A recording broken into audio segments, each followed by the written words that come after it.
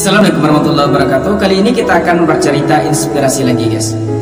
Datang dari seorang kuli bangunan menjadi seorang miliarder guys. Seperti apa kisah hidupnya? Tonton video ini sampai selesai.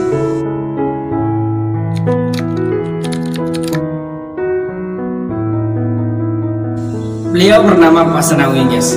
Lahir di Blora, Provinsi Jawa Tengah. Mungkin orang Jawa Tengah tidak asing lagi mendengar nama Pak Senawi ini guys, karena beliau terkenal akan kesuksesannya.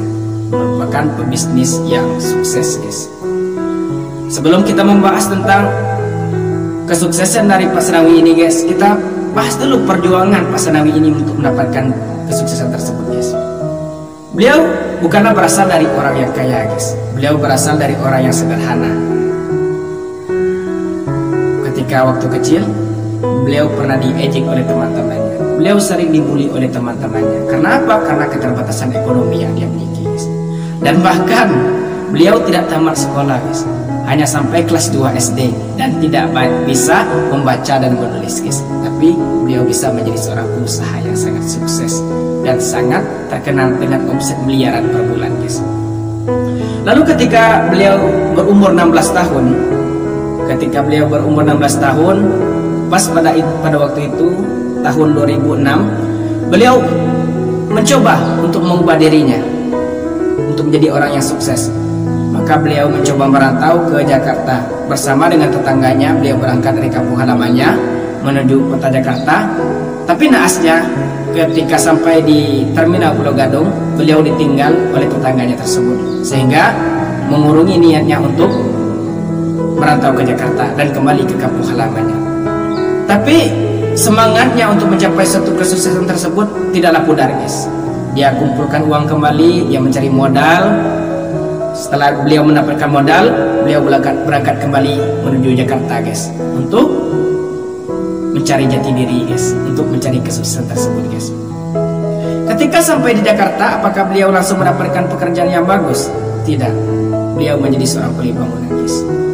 Setelah beberapa waktu beliau bekerja sebagai kuli bangunan, mulai dari kota Jakarta, lalu beliau berpindah ke provinsi lain yaitu Kalimantan, dan juga dengan pekerjaan yang sama, yaitu menjadi kuli bangunan. Setelah beberapa tahun bekerja sebagai kuli bangunan, rupanya tidak mendapatkan hasil yang begitu memuaskan baginya guys. Lalu berpikirlah dia untuk mencari pekerjaan sampingan untuk bisa menambah penghasilannya guys. Lalu pada waktu itu dia mencoba menjadi seorang penjual es krim.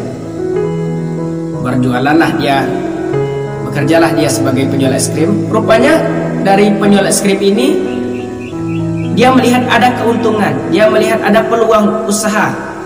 Maka dia mencoba untuk membuka usaha sendiri di bidang penjualan es krim ini guys, dengan bermodalkan awalnya Rp60.000.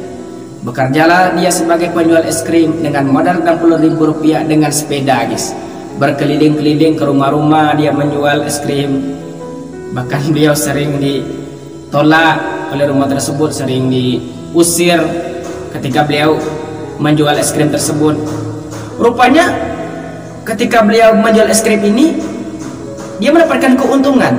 Dalam sehari bisa dia mendapatkan keuntungan Rp150.000. Uang hasil dari penjualan tersebut beliau simpan, beliau tabung. Setelah banyak, beliau belikan ke motor, dan dengan motor tersebut dia mempermudah untuk berjualan. Usaha ini terus dia tekuni, usaha ini terus dia kerjakan.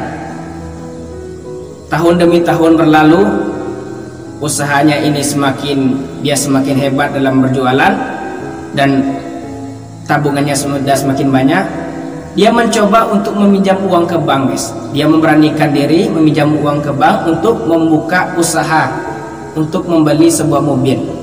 Lalu dia pinjamkan uang ke bank, lalu dia belikan mobil untuk mempermudahkan dia berjualan es krim ini. Dan juga tentu kalau dengan mobil penjualannya semakin besar gitu kan.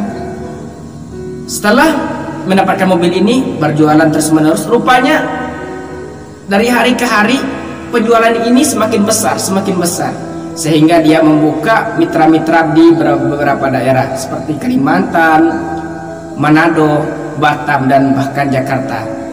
Ketika beliau diwawancara di suatu televisi, beliau mengatakan sudah memiliki 700 mitra dengan 27 subdistributor, guys, di beberapa daerah, guys. Dan juga beliau sudah memiliki pabrik sendiri, guys, pabrik es krim, guys, pabrik sendiri. Dengan pabrik inilah beliau mendapatkan uang yang cukup banyak, bahkan hampir miliaran per bulan, guys. Ketika beliau diwawancara di salah satu televisi yang dipandu oleh Deddy Corbuzier, dia mengatakan bisa mendapatkan keuntungan 500 juta per bulan, guys, dari usaha menjual es krim ini, guys.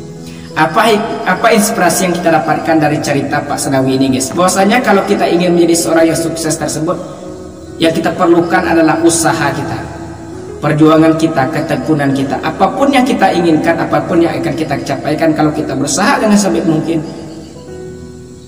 insya Allah apa yang kita inginkan tersebut akan tercapai, guys. Karena usaha tidak akan pernah mengkhianati hasil, guys. Saya Bobby Putra. Assalamualaikum warahmatullahi wabarakatuh.